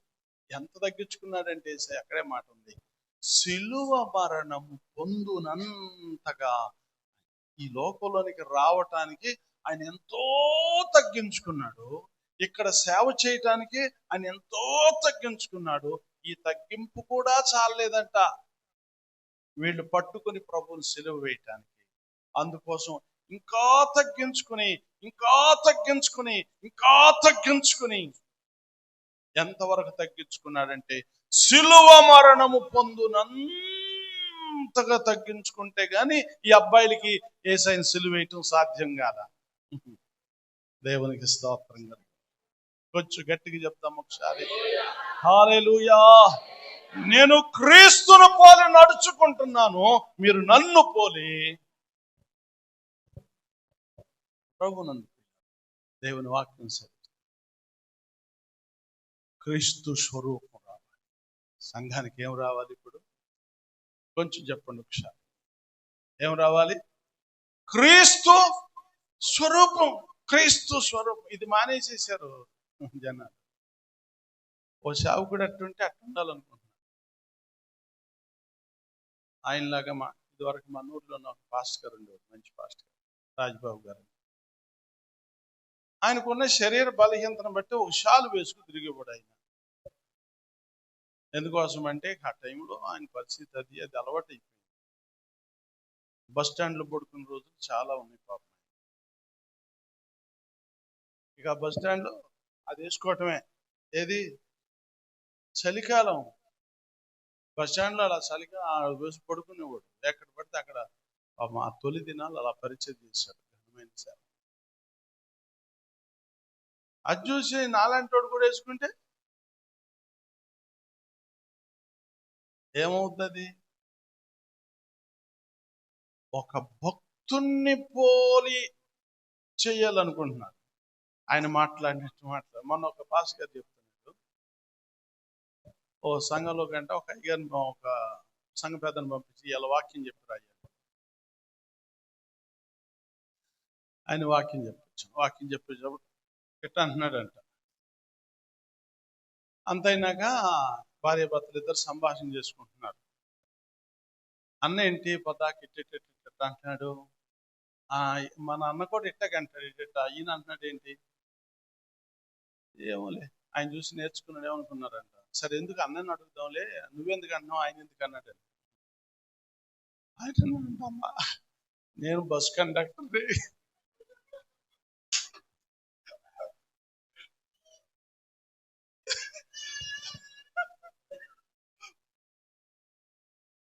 నేను బస్ కండక్టర్ అమ్మా, ఎందుకో మరి నాకు మరి ఇక్కడ ఉంటది కదా, బ్యాగ్ ఉంటది కదా, టికెట్లు కొట్టేటప్పుడు జారిపోతుంటది ఇట్లా అన్నాను, అది అలవాటు అయిపోయిందమ్మా నాకు. మరి అన్న ఎందుకు అన్నాడు నాకైతే తెలియదు అన్నాడట. ఈయనకేమో అలవాటు ప్రకారం ఈయనకి వచ్చింది. ఈయన చూసి ఆయన అలవాటు చేసుకున్నాడు. ఏమని వాక్యం అంటాం, ఎవరిని పోలి నడవాలనుకుంటున్నారు? ఎవరి రూపంలోనికి రావాలనుకుంటున్నారు? నా పట్ల, నీ పట్ల, సంఘం పట్ల దేవుని చిత్తం ఏంటో తెలుసా? క్రీస్తు స్వరూపం రావాలి. దేవుని స్తోత్రం కలుగును. హల్లెలూయా. ఏం రావాలి చెప్పండి? క్రీస్తు స్వరూపం అది వచ్చే వరకు నాకు మరలా రసవేదన. కనేటప్పుడు ఎంత బాధపడ్డానో మీకు సరిగ్గా రూపం రాకపోతే కూడా అంతే బాధ. మీరు మారుమనసు పొందారని సంతోషపడలేదు. సేవకుడు పత్రిక రాసి, కొరింథీయులకు రాసిన పత్రికలో మీరు దుఃఖపడ్డారని నేను సంతోషపడలేదు. కానీ నేను రాసిన పత్రిక మిమ్మల్ని దుఃఖపెట్టింది అని నేను బాధపడలేదు. కానీ మీరు దుఃఖపడి మారు మనసు పొందారు, అందుకు సంతోషపడుతున్నాను అన్నాడు. మీకు దుఃఖమైన మీరు దేవుని రూపంలోనికి రాగలిగితే దానికి మించిన సంతోషం ఇంకోటి లేదు సేవకుడికి. క్రీస్తు స్వరూపము మీ యందు ఏర్పడు వరకు నాకు మరలాదే పెయిన్, మరలాదే బాధ. ఇలా అనుకుంటే ఈ రోజున ఎంత మందిని బట్టి సేవకుడు ఏడవాలి,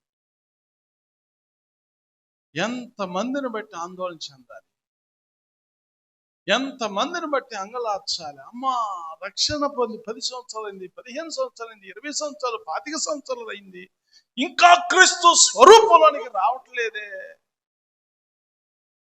నిజమైన దైవ సేవకుడు దీనికోసమే ఏడుస్తాడు. క్రీస్తు స్వరూపము ఎందు. సరే, నేను దేవుని చిత్తం అయితే రేపు కూడా దీన్ని కంటిన్యూ చేస్తాను. ఈ రోజుకి ఒక్క మాట చెప్పి ముగిస్తాను, టైం అయింది. ఇంతకు క్రీస్తు స్వరూపం, క్రీస్తు స్వరూపం, క్రీస్తు స్వరూపం అన్నారు. అసలు క్రీస్తు స్వరూపం ఎలా వస్తుంది మనకి? ఎలా వస్తుందో చెప్పిన సహవాసం. ఎలా వస్తుంది? కొంచెం గట్టి చెప్పండి. సహవాసం. అందుకే మీరు దేవుని వాక్యం జ్ఞాపకం చేసుకుంటే,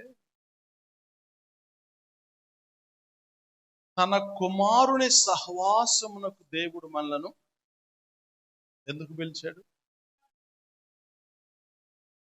యోహాను రాసిన పత్రికలో యోహాను గారు అంటారు, మాకు ఆయనతో సహవాసం ఉంది, మాతో కూడా మాలాగానే మీకు కూడా సహవాసం కలగాలి. మీకు కూడా సహవాసం కలగాలి. ఎవరితో కలగాలంట? దేవునితో సహవాసం, యేసు ప్రభువారితో సహవాసం. కొరింథీయులకు రాసిన మొదటి పత్రిక 6వ అధ్యాయం 12వ వచనం అంటాడు, ఆత్మతో సహవాసం. కదా? దేంతో సహవాసం చెప్పండి ఒకసారి. ఒకటి, దేవునితో, తండ్రితో సహవాసం. రెండవది, కుమారుడైన యేసు ప్రభువారితో సహవాసం. మూడవది, పరిశుద్ధాత్మనితో సహవాసం. సామెతల గ్రంథం చెప్తాడు 13వ అధ్యాయం, జ్ఞానుల సహవాసం చేశాడు అనుకో వాడు జ్ఞానం కలిగినోడు అయిపోతాడు. మూర్ఖుల సహవాసం చేశాడు అనుకో వాడు ఖచ్చితంగా చెడిపోతాడు.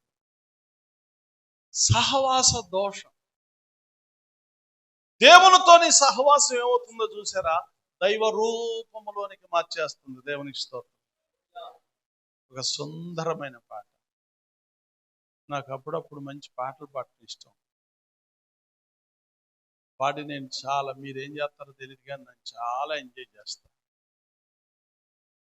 ఎత్తైన కొండపైన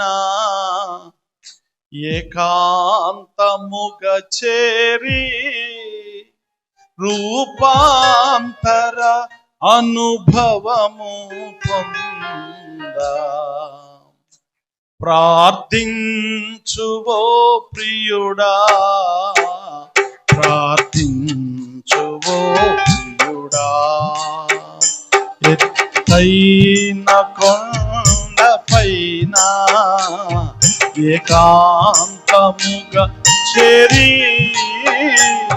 రూపాంతర అనుభవము పొందా ప్రార్థించువో ప్రియుడా, ప్రార్థించువో ప్రియుడా. క్రీస్తు యేసు వెంటను కొండపైకి ఎక్కుము. క్రీస్తు యేసు వెంటను కొండపైకి ఎక్కుము. సూర్యుని వలె ప్రకాశించుము, వస్త్రపు కాంతి వలెను. సూర్యుని వలె ప్రకాశించుము, వస్త్రపు కాంతి వలెను. వస్త్రపు కాంతి వలెను. కొండపైన ఏకాంతముగా చేరి రూపాంతర అనుభవము పొందా ప్రార్థించువో ప్రియుడా, ప్రార్థించువో ప్రియుడా, ప్రార్థించువో. హల్లెలూయా. ఎలా వస్తుంది? 40 రోజులు వెళ్ళాడు. ఎవరైనా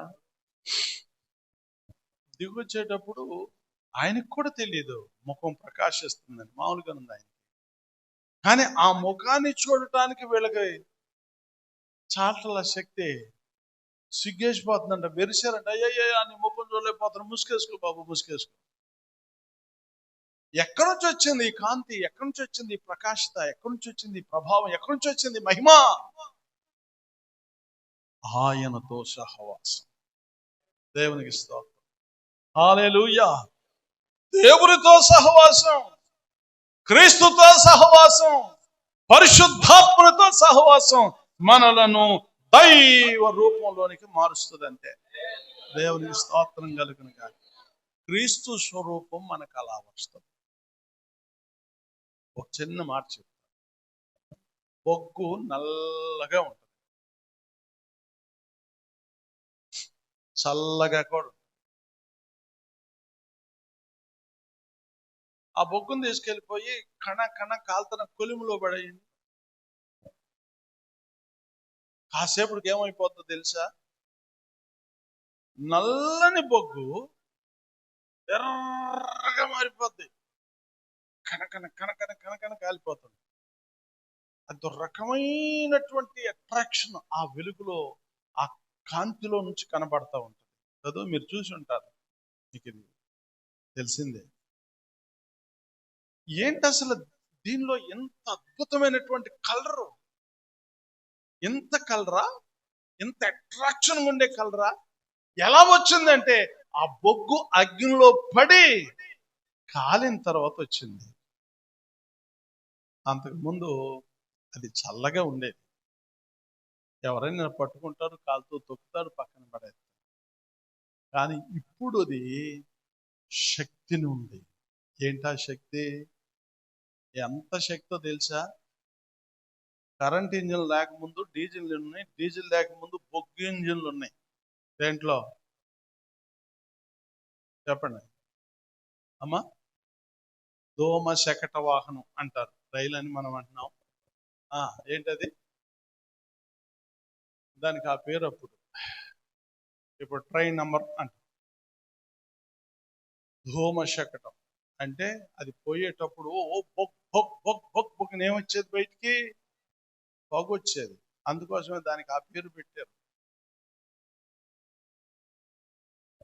ఇంత పెద్ద ఇంజిన్ ని, ఇది లాక్కు వెళ్లాల్సినటువంటి పెట్టెల్ని, అందులో ఉన్నటువంటి వేలాది మంది మనుషుల్ని లాక్కుని వెళ్ళిపోవటానికి, ఇంత వేగంగా తీసుకుని వెళ్ళిపోవటానికి దీనికి శక్తి ఎక్కడి నుంచి వచ్చింది? మీకు అర్థమైందా? కరెంట్ లేదు, డీజిల్ కూడా లేదు, కానీ రైలు నడిచినాయి. వందలాది మందిని, వేలాది మందిని, వందలాది కిలోమీటర్ల దూరం తీసుకెళ్ళిపోయినాయి. ఎలా వెళ్ళగలిగింది? ఎలా వెళ్ళిందో తెలుసా? బొగ్గు కాలి. అంతేనా? మాట్లాడరు తల్లి, అవునా? బొగ్గు వేయటానికి ఒక ఆయన ఉండేవాడు, లోపల పెద్ద పార ఉంటుంది, తీసుకెళ్ళే ఎప్పుడు వేస్తూ ఉంటాడు అనమాట. ఎప్పుడు అది ఫైర్ అయిపోతూ ఉంటే ఆ నీటి ఆవిరికి ఈ పవర్ పుట్టి రైలుని తీసుకెళ్ళిపోయేది. బొగ్గు నల్లని దానికి ఏమొచ్చేసింది? ఒక సుందరమైన రంగు వచ్చింది. చల్లగా ఉన్న బొగ్గుకి ఏమొచ్చేసింది? చెప్పాలి గట్టిగా, భయంకరమైనటువంటి వేడి. ఎవడు పట్టుకుంటాడు దాన్ని? శక్తి లేనటువంటి బొగ్గుకి రైలును కూడా నలపగలిగినంత శక్తి దానికి వచ్చింది. కారణం ఏంటో తెలుసా? బొగ్గు అగ్నితో సహవాసం చేసింది. స్తోత్రం చెప్పండి ఒకసారి. మరి జ్ఞాని సహవాసం చేసినోడు జ్ఞాని అవుతాడు. దేవునితో సహవాసం చేసేవాడు ఏమవుతాడు? గట్టిగా చెప్పాలి ఒకసారి. అంతే, దేవుని రూపంలోనికి వస్తాడు, క్రీస్తు రూపంలోనికి వస్తాడు. క్రీస్తు రూపంలోనికి ఎందుకు రావాలో ఒక మాట చెప్తాను మీకు. ఏదో ఒక రోజున మనం మధ్యాకాశంలోనికి వెళ్ళాలి. వెళ్ళాలా వద్దా? ఇక్కడే ఉంటారా? చెప్పండి ఒకసారి. అక్కడ దాకా ఎందుకులే బాబు, ఇక్కడ ఉందాలనుకుంటున్నారా? అనుకున్నా కుదరదు. ఏదో ఒక రోజున నీవు నేను లోకంలో ఉన్నటువంటి వారందరూ కూడా ఈ దినాన్ని చూస్తారంతే. దేవుడి స్తోత్రం. హల్లెలూయా, హల్లెలూయా. ఎలా వెళ్తారంటే వీళ్ళు, దేవుని వాక్యం చెప్తుంది, ఆర్భాటంతో, ప్రధాన దూత శబ్దంతో, దేవుని బోరతో పరలోకం నుంచి ప్రభు దిగొస్తాడు. క్రీస్తునందుండి మృతులైన వారు మొదట లేస్తారు. ఆమెతట సజీవులమైనటువంటి మనము ఆకాశ మండలమునకు మేఘముల మీద కొనిపోబడతాం. Praise the lord. దేని మీద వెళ్తాం? కొంచెం గట్టిగా చెప్పండి. మేఘాల మీద వెళ్తా ఉంటాం. మేఘాల మీద, మేఘాల మీద. ఎందుకు మేఘాల మీద వెళ్తాం అంటే ఒక్క మాట చెప్పాలి. చాలా విషయాలు ఉన్నాయి కానీ ఒక్క మాట చెప్తా. నా యేసయ్య మేఘం మీద. స్తోత్రం. నా యేసయ్య మళ్ళీ వచ్చేది మేఘం మీద. కాబట్టి ఆయన మనకు అదే ఎక్స్పీరియన్స్ ఇవ్వాలనుకున్నాడు. నువ్వు విమానం ఎక్కి నీ కొడుకుని ఎక్కిపోతాడు, ఫీల్ అయిపోడు. ఎవరు మాట్లాడరే? రే, నువ్వు ట్రైన్లో రారా, నేను విమానం ఎక్కి వెళ్ళిపోతాను, కానీ నువ్వు వెనక మళ్ళీ ట్రైన్లో రారా, లేకపోతే ఆర్టీసీ బస్సులో రారా, ఫ్రీ బస్సు ఉంది కమ్మా, నువ్వు దానికి వచ్చి అని అంటే ఫీల్ అయిపోరు. అందుకని యేసయ్య ఏ మేఘం మీద వెళ్ళాడో, యేసయ్య ఏ మేఘం మీద మరలా తిరిగి వస్తాడో, ఆయన స్వరక్తం ఇచ్చి సంపాదించుకున్నటువంటి సంఘమును, ఆయన రూపంలోనికి మారినటువంటి వ్యక్తులను అదే మేఘం మీద తీసుకెళ్తాడు. దానికి డ్రైవర్లు ఉండరు, కండక్టర్లు ఉండరు. దేవుడికి స్తోత్రం. ఎక్కువ అనేవాళ్ళు ఉండరు, జరిగనే వాళ్ళు ఉండరు. అసలు ఈ గొడవే లేదు. మరి ఏం జరుగుతుందో తెలుసా? కూర్చున్న వాళ్ళు కూర్చున్నట్టే ఉంటారు. మేఘం వచ్చేస్తుంది. ఎంతసేపు అంటే ఎంతోసేపు పట్టదో. రెప్పపాటు. అక్కడి నుంచి మేఘం రావటం, ఇక్కడి నుంచి ఆయన పిల్లలను ఎత్తుకుని వెళ్ళిపోవటం, అంతా రెప్పపాటులోని మధ్య ఆకాశాన్ని చేరిపోవటం కూడా జరిగిపోతుంది. మేఘాలు వచ్చేటప్పుడు ప్రభువుని అడుగుతీయండి, ప్రభా పోవటం జరుగుతుంది, చాలా మంది వచ్చారు, గుడి పట్టం పట్టుకురామా? అరే బుద్ధిలో నువ్వు చేసే పంటది. ఆడెవడో పొలదెమ్మంటే మొత్తం ఏం చేసాడంట, ఆడు బుద్ధిలో నువ్వు చేస్తాడు రా, మనం చేయకూడదట. మరి ఎట్లా సార్? ఎట్లాగంటే నన్ను బాగా చూడండి అంటాడంటే ఏసయ్య. నన్ను బాగా చూసి నాలాగా ఎవరుంటే వాళ్ళని పట్టుకురండి అంటాడు. దేవునికి స్తోత్రం. మేఘానికి ఉన్న ఒక లక్షణం ఏంటంటే, నువ్వు ఎంత ఇరుకన్నా కూర్చో, నీ మధ్యలో గుండా అలా నిన్ను కవర్ చేయగలిగిన అవకాశం ఒక మేఘానికే ఉంది.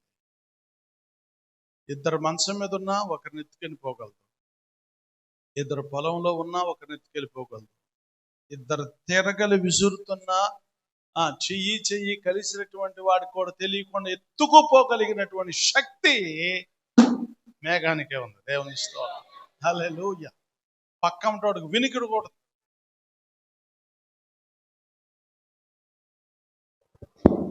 అలా కవర్ చేసి ఎత్తుకుపోగలిగినటువంటి శక్తి ఎవరికుందో తెలుసా? మేఘాన్ని. అందుకోసం దేవుడు మేఘాన్ని పంపిస్తాడు. ఆ మేఘం వచ్చి ఏం చేస్తుందో తెలుసా? మనలను బాగా కింద నుంచి పైదాకా చూసి క్రీస్తు రూపము ఎవరికైతే ఉందో వారిని కవర్ చేసి అలా పైకి. క్రైస్తలో హల్లెలూయా, హల్లెలూయా. అందుకొరకు ప్రభువునందు ప్రియమైన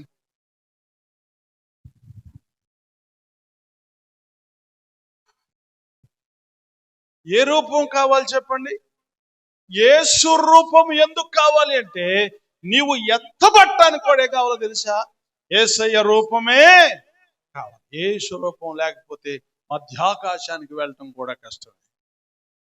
అందుకోసమే దైవజనుని వేదన.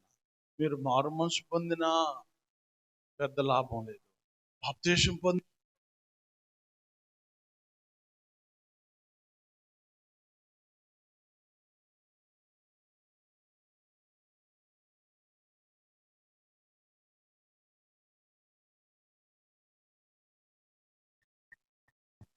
ప్రైజ్ ది లార్డ్, హల్లెలూయా.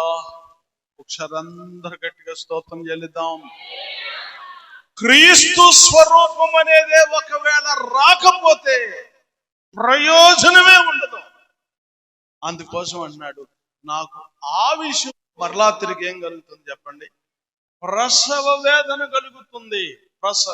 కానీ నిన్ను వదిలిపెట్టే లెక్క కాదు, కానీ నిన్ను కంపకొదిలేపెట్టలేక, నక్కలకో కుక్కలకో వదలలేక కాదు. క్రీస్తు స్వరూపం లేకపోతే మధ్యాకాశంలోనికి నీవు రాలేదు. నీవు రావాలంటే నీకు క్రీస్తు రూపము రావాలి. దేవునికి స్తోత్రం. ఆ రూపం ఎలా వస్తుందంటే ఆయన ఎక్కువ సహవాసం చేయటం వల్ల మనకి క్రీస్తు రూపం. కనుక ప్రభు పాదాల దగ్గర ఎక్కువ సమయం గడుపుతాం. ఈ రోజున చాలా సమయం చాలా వాటితో గడుపుతున్నాం. కానీ దేవుని వాక్యంతో, దేవుని సన్నిధితో, ప్రార్థనతో, సంఘంతో, సహవాసంతో, సేవకులతో, దైవత్వంతో, దైవ భక్తితో మనల్ని మనం సాధకం చేసుకుంటూ యేసు ప్రభు రూపంలోనికి మార్చబడదాం. అదే మన పట్ల దేవుని యొక్క ఉన్నతమైన లాంటి గొప్ప భాగ్యంతో దేవుడు మనం నింపాలని దేవుని సన్నిధిలో ప్రార్థన చేద్దాం. ప్రార్థన చేసుకుందాం.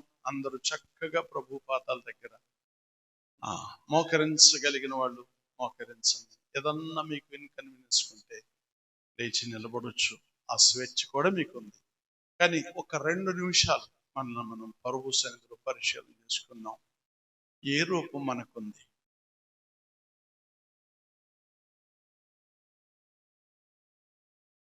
మనకున్న రూపం ఏంటి? మనం ప్రస్తుతం ఏ రూపంలో ఉన్నాం? ఆదాము తన రూపం ఇచ్చాడు. ఆ రూపం వలన వచ్చింది ఏంటంటే పాపం వచ్చింది. ఆ రూపం వలన శాపం వచ్చింది. ఆ తర్వాత వచ్చే వాళ్ళకి అది పాపం అంటించబడింది. దాని వలన మరణమే వచ్చింది, నరకమే వచ్చింది. నిత్య జీవములోనికి నీవు ప్రవేశించాలి అంటే నీకు ఖచ్చితంగా క్రీస్తు రూపం కావాల్సి వచ్చింది. ఒక మనుష్యుని అవిధేయతను బట్టి అనేకులు ఎలాగూ పాపులుగా మార్చబడ్డారో, ఒకని విధేయత ద్వారా అనేకులు రక్షణ పొందుతున్నారు. అందుకోసమే ఆదాము దోషాన్ని అంతం చేసి ఆ రూపాన్ని మార్చివేసి క్రీస్తు రూపంలోనికి తీసుకురావాలని ఈరోజు దేవుడు తప్పిస్తున్నాడు. దైవజనుడు తప్పిస్తున్నాడు. దేవుని పాదాల దగ్గర ఒకవేళ మనకే ఈ అభిప్రాయం లేకపోతే మనల్ని ఎవరేం చేయగలరు? మనకు కూడా ఉండాలి కదా. నేను ఆ రూపంలోనికి మార్చబడాలయ్యా, నన్ను ఆ రూపంలోనికి మార్చయ్యా. నాకు ఇంకా సంపూర్ణత రాలేదు నాయన, నాకు ఇంకా సంపూర్ణత రాలేదు ప్రభువా. అయ్యా నన్ను ఆ రూపంలోనికి తీసుకురా ప్రభువా. నీ రూపము నాకు కావాలి నాయన, నీ స్వరూపంలోనికి నేను మారాలి ప్రభువా. దేవునితో సహవాసం చేయగలిగితే దైవ రూపంలోనికి మారుతావు, దేవునితో ఉంటావు. దేవుని రూపం నీకుంటేనే దేవునితో ఉంటావు. దేవుని స్వరూపం నీకుంటేనే మధ్యాకాశంలో కనబడతావు. దేవుని రూపం లేకపోతే అక్కడ దాకా వెళ్ళే అవకాశం కూడా లేదు. ఇక్కడే ఆగిపోతావు, ఇక్కడే ఆగిపోతావు. ఆ మేఘమే నిన్ను ఆపేస్తుంది, ఆ మేఘమే నిన్ను తప్పించేస్తుంది, ఆ మేఘమే నిన్ను దాటి వెళ్ళిపోతుంది, ఆ మేఘమే నిన్ను విడిచిపెట్టేస్తుంది. ఆ మేఘానికే దేవుడు ఇంత కృపించాడు. ఒకసారి ఆలోచన చేయండి. నిత్య జీవంలో ప్రవేశించడం ఎలాంటిది ఒకసారి మీరు ఆలోచించాలి. దేవుని పాదాల దగ్గర ప్రార్థన చేయ. ప్రభువా నీ రూపం నాకి నాయన, నీ రూపం నాకి ప్రభువా. యేసయ్యా నీ స్వభావం, నీ స్వరూపం నాకు దయచే ప్రభుని దేవుని పాదాల దగ్గర కొద్ది నిమిషాలు ప్రార్థన చేసుకుందాం. అందరూ ఒక 5 నిమిషాలు ఈ సభ ముగించబడద్ది. ముగింపులో ఒక చిన్న ప్రార్థన